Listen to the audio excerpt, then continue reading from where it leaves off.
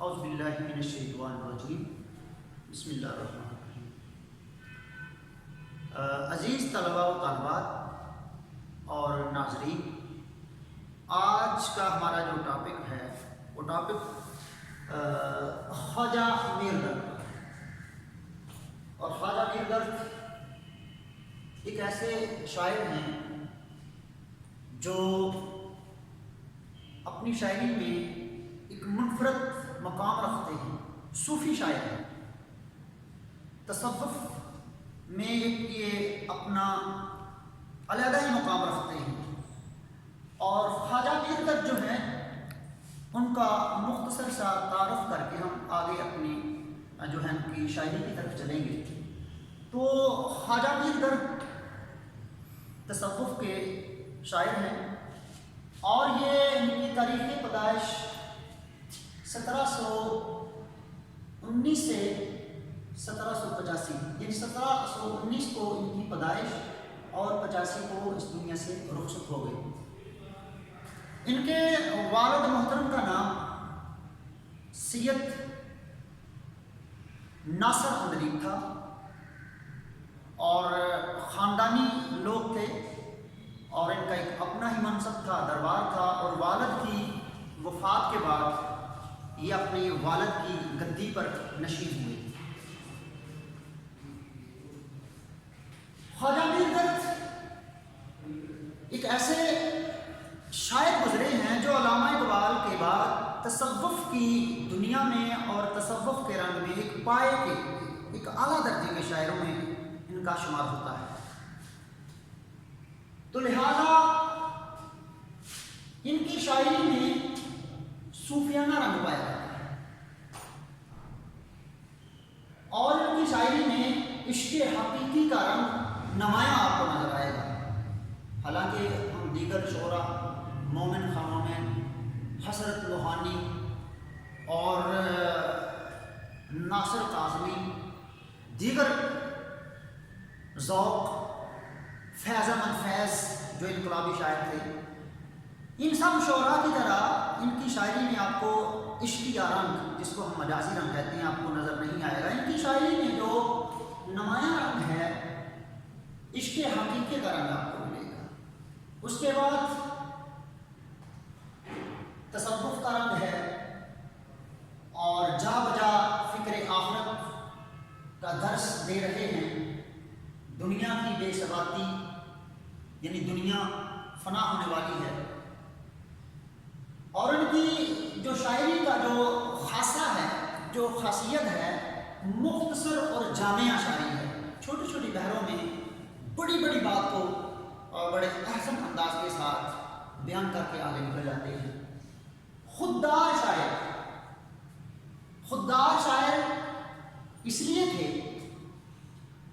کہ والد محترم جب ان کے اس دنیا سے رخصت ہو گئے تو ان کو گردش حالات اور روزگار کے سلسلے میں کی جھنجھلوں میں ان کو جو ہے وہ جانا نہ پڑا۔ جس طرح میر تقی میر تھے، ٹھیک ہے، غالب جو تھے، اسد اللہ خان غالب، بہت بڑے شاعر جو گردش حالات میں بیچارے جو ہے وہ نشیب و فراس اور مایوسی اور غربت میں پھنسے رہے۔ اس طرح کے حالات ان کو یہ دیکھنا نہ پڑے، تو خوددار شاعر تھے۔ اور ایک اور مزے کی بات میں بتاتا چلوں کہ اس دور میں جو شعراء حضرات تھے، سستی شہرت حاصل کرنے کے لیے یا شہرت کی بلندیوں تک پہنچنے کے لیے درباروں کا رخ کرتے تھے۔ درباروں میں چونکہ مشاعرے ہوتے تھے، اور جو اچھا کلام پڑھتا تھا، اچھا کلام پڑھنے کی وجہ سے ان کو جو ہے اس وقت کا جو حاکم تھا، جو بادشاہ تھے، ان کو نوازتے تھے۔ تو لہٰذا انہوں نے درباروں میں جا کر سستی شہرت یا شہرت کو حاصل کرنے کے لیے دربار کا رخ نہیں کیا۔ کیوں؟ کہ یہ ایک خوددار شاعر تھے۔ غیر درباری شاعر وہی کہ انہوں نے درباروں کا رخ نہیں کیا، سوز و گداز، ان کی شاعری سوز و گداز سے بھرپور پڑی ہے۔ اور اس کے بعد استغنا سے مالا، یہ شاعر صوفی شاعر تھے، چونکہ میں پہلے بھی عرض کر چکا ہوں۔ اور جو لوگ صوفی ہوتے ہیں، جن کے دل پاکیزہ ہوتے ہیں، صاف ہوتے ہیں، دنیا کی ہوس سے، لالچ سے جو ہے وہ دور ہوتے ہیں، وہ استغنا کی دولت سے مالا مال ہوتے ہیں. لہٰذا یہ شاعر استغنا کی دولت سے مالا مال تھا، اور اللہ پاک ہمیں بھی استغنا کی دولت سے مالا مال فرمائے. تو عزیز طلباء و طالبات، عامر اب کیسے بیٹھے ہیں بیٹے؟ کتاب کھول کر بیٹھے. اب ہم چلتے ہیں اپنی جو ہے شاعری کی طرف، ان کی پہلی غزل کی طرف چلتے ہیں. اور پہلا جو شعر ہے، کام مردوں کے جو ہیں سو وہی کر جاتے ہیں، جان سے اپنی جو کوئی کے گزر جاتے ہیں. پھر میں دوبارہ ریپیٹ کر رہا ہوں، کام مردوں کے جو ہیں سو وہی کر جاتے ہیں، جان سے اپنی جو کوئی کے گزر جاتے ہیں. مرد، یہاں مرد سے مراد کیا ہے؟ عام آدمی، ہم سب مرد ہیں، تو اس کا مطلب یہ ہے کہ جو اصل کام ہے وہ ہر مرد، ہر بندہ نہیں کر سکتا. تو یہاں مرد سے مراد خواجہ میر درد نے کیا لی ہے؟ مرد سے مراد کہ وہ بندہ، وہ آدمی جو مشکل وقت میں ثابت قدم رہے، نشیب و فراز، مشکل وقت میں وہ ڈگمگائے نہ. تو ایسے لوگوں کو مرد کے خطاب سے نوازا گیا. انڈرسٹینڈ؟ اور الفاظ اور معنی میں نے ساتھ ساتھ طے کیے ہیں.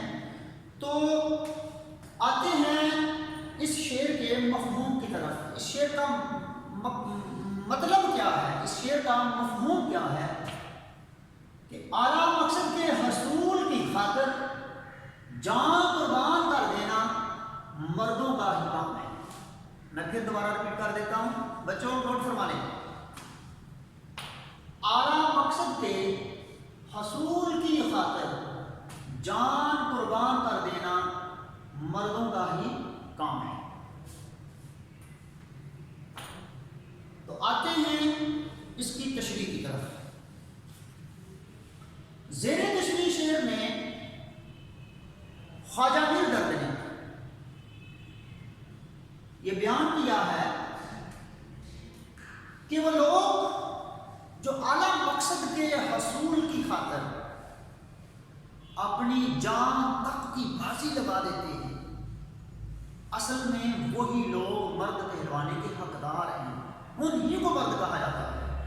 اور مرد کی میں نے پہلے ہی وضاحت کر دی کہ اگر کسی پر یا اللہ کے بندوں پر یا ہم پر کوئی مشکل وقت آ جائے، یا اللہ کوئی خوشنودی حاصل کرنے کے لیے، شاید کہتا ہے کہ اللہ کی خوشنودی حاصل کرنے کے لیے، اللہ کی رضا حاصل کرنے کے لیے اگر ہمیں اپنے جان کی بازی بھی لگانا پڑے تو ہمیں اپنی جان کی بازی لگا دینی چاہیے. مثال کے طور پر جہاد فی سبیل اللہ میں جب ایک مرد کا، ایک مرد مومن کا کفار کے ساتھ مقابلہ ہو تو پھر وہاں پیٹھ وہاں سے مڑ کر نہ آئے، وہاں سے پیٹھ نہ پھیرے، بلکہ اللہ کی رضا کی خاطر اس خاطر نہ جنگ کرے، جہاد کرے کہ مجھے مال غنیمت ملے گا، بلکہ یہ اللہ کی رضا کے لیے، اللہ کی دین کی سر بلندی کے لیے جہاد اپنی جان کو قربان کر دے. اور سچی بات یہ ہے کہ ہر بندے کو اپنی جان عزیز ہوتی ہے دنیا کی ہر چیز سے. لہذا جب اللہ کی راہ میں جان قربان کرنے کا حکم ہو یا اشارہ مل جائے یا موقع مل جائے تو پھر جو لوگ اللہ کی راہ میں وہ جان قربان کر دیتے ہیں. تو پھر اللہ کی راہ میں جان قربان کرنے والوں کو ہی انہوں نے مرد کے خطاب سے نوازا ہے. جیسا کہ علامہ صاحب فرماتے ہیں کہ شہادت ہے کہ جان شہادت ہے مطلوب و مقصود مومن. شہادت ہے مطلوب و مقصود مومن، نہ مال غنیمت نہ کشور پرشاد. کہ جب اللہ کی راہ شہادت پیش کرنے والا، اپنی جان پیش کرنے والے کا مقصد صرف اور صرف یہی ہونا چاہیے کہ میں اللہ کی رضا کی خاطر، اللہ کے فرمان کے مطابق اپنی جان قربان کرنی ہے، نہ کہ مال غنیمت حاصل کرنے کے لیے، نہ کہ اپنے ملک کی سرحدوں کو وسیع تر کرنے کے لیے۔ ایشور کشائی، ایشور کا مطلب ہوتا ہے سلطنت، کشائی، کشادہ کرنا۔ تو لہذا جو لوگ اپنے مقصد کے حصول کے لیے، خواہ اپنے وطن عزیز کی سربلندی کے لیے، خواہ اللہ کی رضا کے لیے، اللہ کا قرب حاصل کرنے کے لیے اس دنیا سے رخصت ہو جاتے ہیں، اپنی راہ اللہ کی جان میں قربان کر دیتے ہیں، ایسے عظیم لوگوں کو مرد کہا جاتا ہے، وہ مرد کہلاتے ہیں۔ جیسا کہ ہماری سرزمین ناروال کے عظیم شاعر فیض احمد فیض کہ جس دھج سے کوئی مقتل میں گیا وہ شان سلامت رہتی ہے، یہ جان تو آنی جانی ہے، اس جان کی تو کوئی بات نہیں۔ پھر دوبارہ ریپیٹ کر رہا ہوں، جس دھج سے کوئی مقتل میں گیا وہ شان سلامت رہتی ہے، یہ جان تو آنی جانی ہے، اس جان کی تو کوئی بات نہیں۔ تو عمر بیٹے پہلے آپ لیکچر کو بیٹے غور سے سن لیں، پھر اس کے بعد آپ نے ان اشعار کو نوٹ کرنا ہے۔ یہ آپ ہی لوگوں کے لیے میں نے یہ بڑی خوبصورتی کے ساتھ جو ہے وہ یہاں اس کو تحریر کیا ہے، تو پہلے سن لیں۔ تو سامعین اور ناظرین اور میرے عزیز طلباء، یہ اس کا پہلا جو شعر ہے اس کے مفہوم سے لے کر اشعار اور اشعار سے لے کر اس کی وضاحت کو میں نے بیان کیا ہے۔ اب ہم چلتے ہیں شعر نمبر 2 کی طرف۔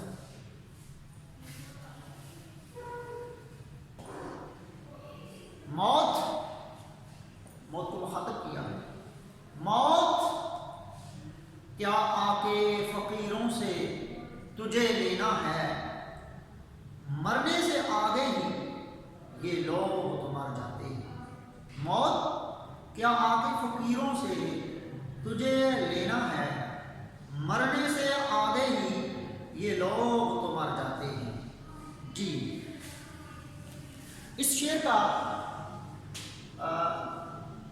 مفہوم مطلب جو ہے کہ درویش صفت لوگ نفس کشی کی بنا پر موت سے پہلے مر جاتے ہیں، موت ان کا کچھ نہیں بگاڑ سکتی۔ پھر دوبارہ ریپیٹ کر رہا ہوں کہ درویش صفت لوگ نفس کشی کی بنا پر موت سے پہلے مر جاتے ہیں، موت ان کا کچھ نہیں بگاڑ سکتی۔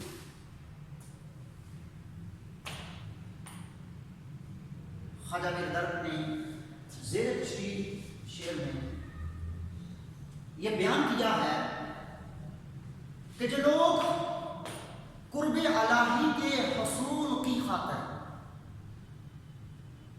کہ وہ لوگ جو قرب الہی کے حصول کی خاطر، اللہ کی رضا کی خاطر اور اللہ کے حکم کو سر تسلیم خم کرتے ہوئے اس دنیا کی رنگینیوں سے دور رہتے ہیں،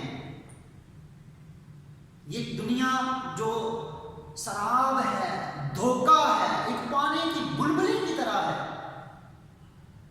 کسی شاعر نے کیا خوب کہا ہے کہ میر تقی میر ہستی اپنی حباب کی سی ہے، یہ نمائش سراب کی سی ہے۔ تو لہٰذا یہ دنیا کی سراب ہے بچوں، یہ دنیا کی سراب ہے، دھوکہ ہے، پانی کی بلبلے کی طرح ہے۔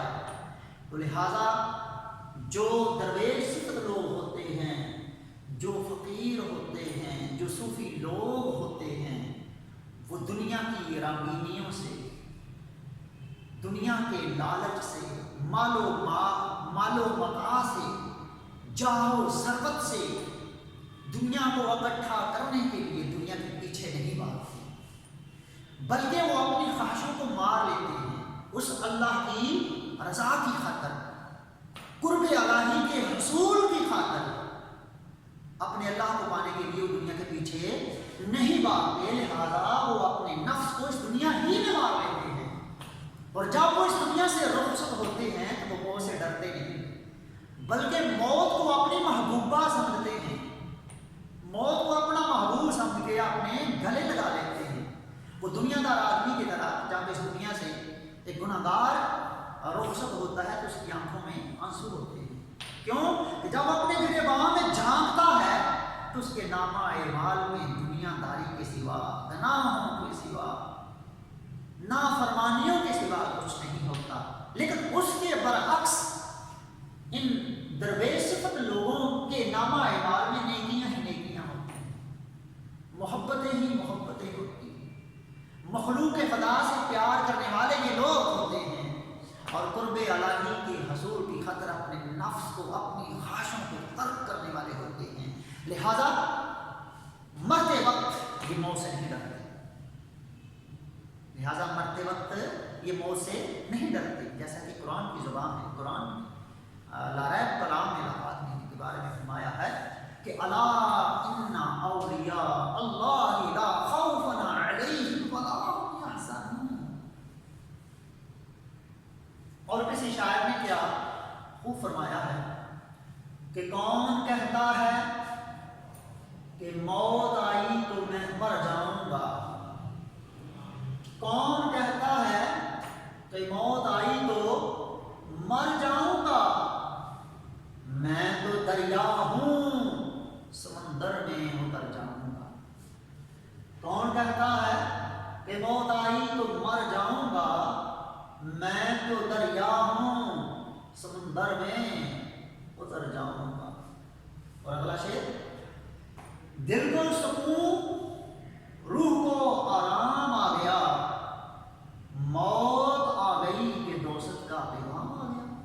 تو لہٰذا درویش جو لوگ ہیں، جو اللہ کے ولی ہیں، جو فقیر ہیں، وہ کبھی بھی موت سے نہیں ڈرتے، اس لیے نہیں ڈرتے کہ انہوں نے ہر عمل، ان کا ہر قدم، ان کے ہاتھ، ان کی زبان، ان کے کان اللہ کی رضا کی خاطر سنتے ہیں، ان کی زبان جو بولتی ہے وہ خدا کی زبان کے نام پر بولتی ہے، اللہ کے حکم کے مطابق ان کی زبان بولتی ہے، ان کے ہاتھ جو حرکت میں آتے ہیں، جو کرتے ہیں، وہ اللہ کی رضا کی خاطر کرتے ہیں، اور ان کے قدم جو ہیں وہ گناہوں کی طرف نہیں بلکہ نیکیوں کی طرف چل کر جاتے ہیں، نیک اعمال کرنے کے راستے پر چلتے ہیں۔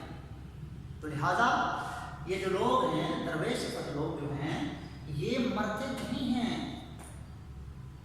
یہ زندہ و جاوید رہتے ہیں، ان کے کارنامے، ان کی اچھائیاں، ٹھیک ہے، لہذا یہ مرنے سے پہلے ہی اپنے آپ کو مارنے سے مراد یہ ہے کہ وہ اپنی خواہشوں کو ترک کر دیتے ہیں، اور موت ان کا کچھ بھی نہیں بگاڑ سکتی۔ اب ہم آتے ہیں اس غزل کے تیسرے شعر کی طرف۔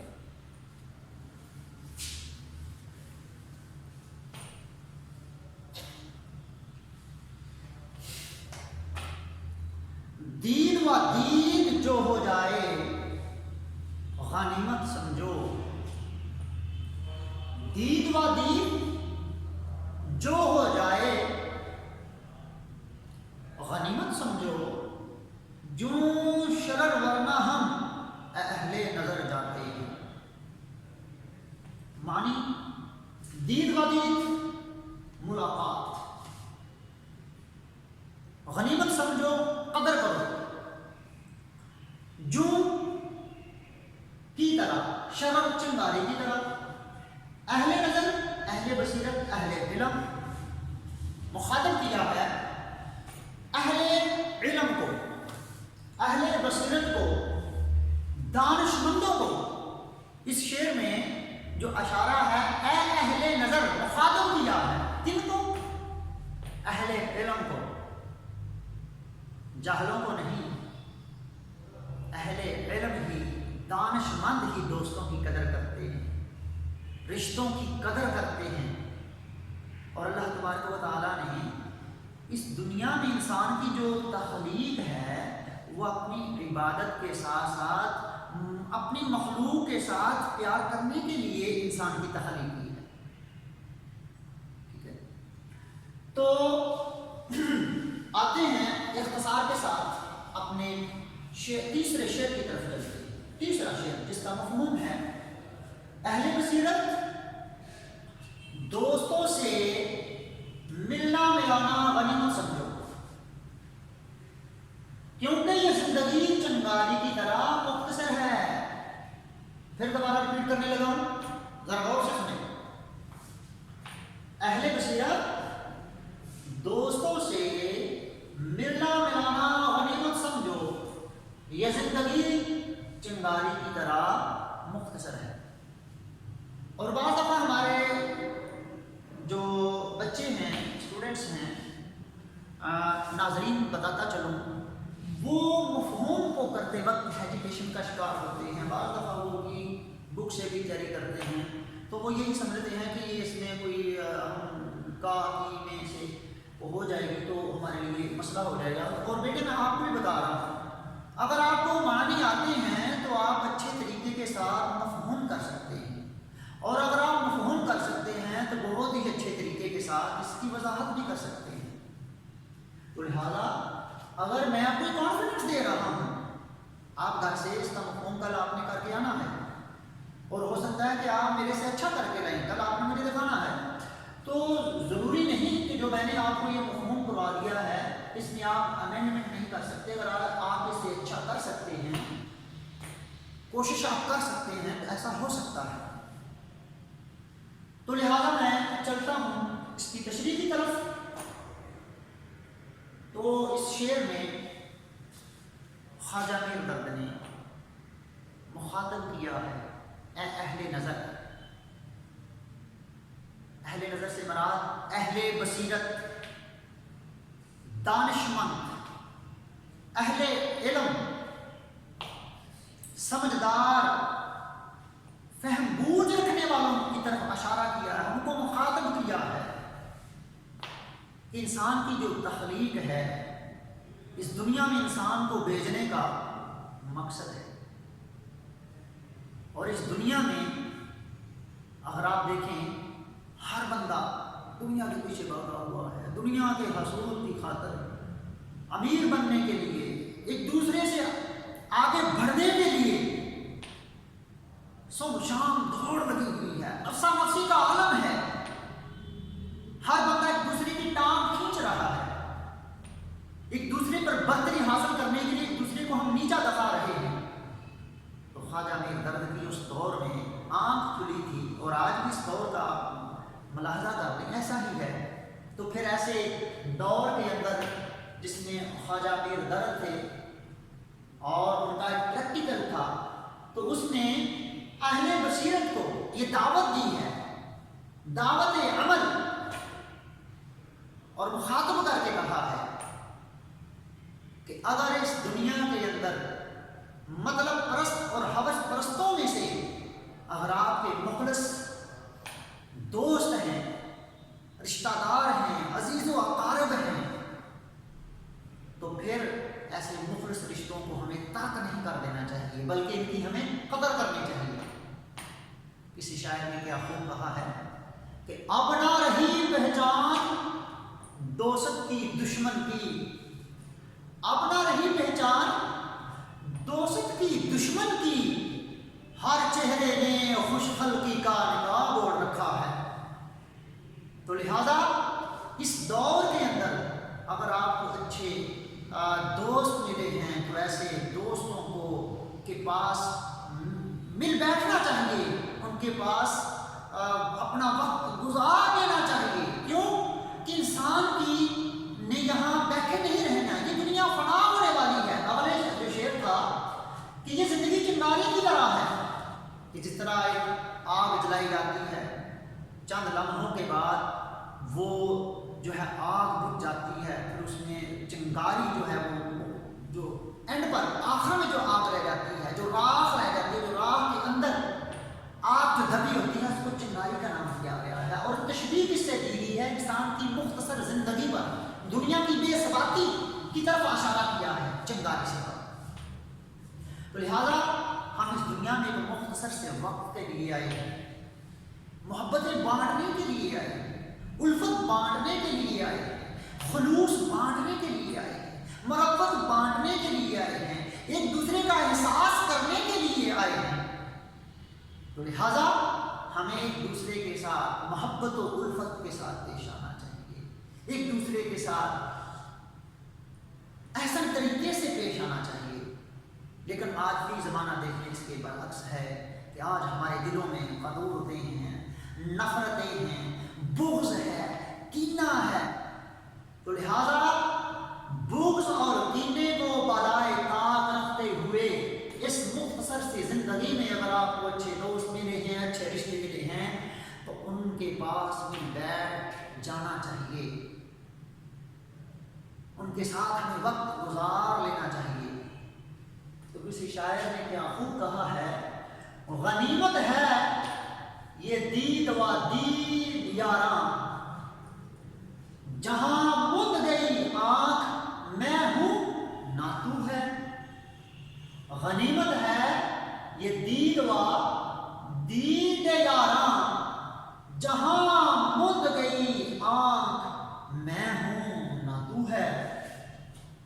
کوئی دم کا مہمان ہوں اے اہل محفل، کوئی دم کا مہمان ہوں اے اہل محفل، چراغے سحر ہوں بجھا چاہتا ہوں۔ لہذا اللہ پاک نے اس دنیا میں ہمیں اگر بھیجا ہے تو ہمیں پھر ایک دوسرے کے ساتھ ملنا چاہیے، ایک دوسرے کا جو ہے وہ دکھ درد بانٹنے چاہیے، ہمیں مرہم کا کام کرنا ہے، کینچی کا کام نہیں کرنا۔ تو لہٰذا خواجہ میر درد جو تھے وہ صوفی شاعر تھے، انہوں نے اپنے شاعری میں خداوند کریم کے ساتھ جڑنے کا اور مخلوق خدا سے محبت کرنے کا انہوں نے اپنی شاعری میں ہمیں درس دیا ہے۔ تو آج کا جو ہمارا جو لیکچر تھا وہ 3 اشعار پر ہے۔ انشاءاللہ کل جو بقیہ غزل ہے اس پر ہم جو ہے وہ اس کے معنی کریں گے، اور اس کے ساتھ ساتھ مفہوم اور اشعار جو ہیں وہ اشعار کی تشریح ہوگی۔ کل تک کے لیے ناظرین مجھے دیجیے اجازت، انشاءاللہ کل پھر ملاقات ہوگی۔ اللہ حافظ۔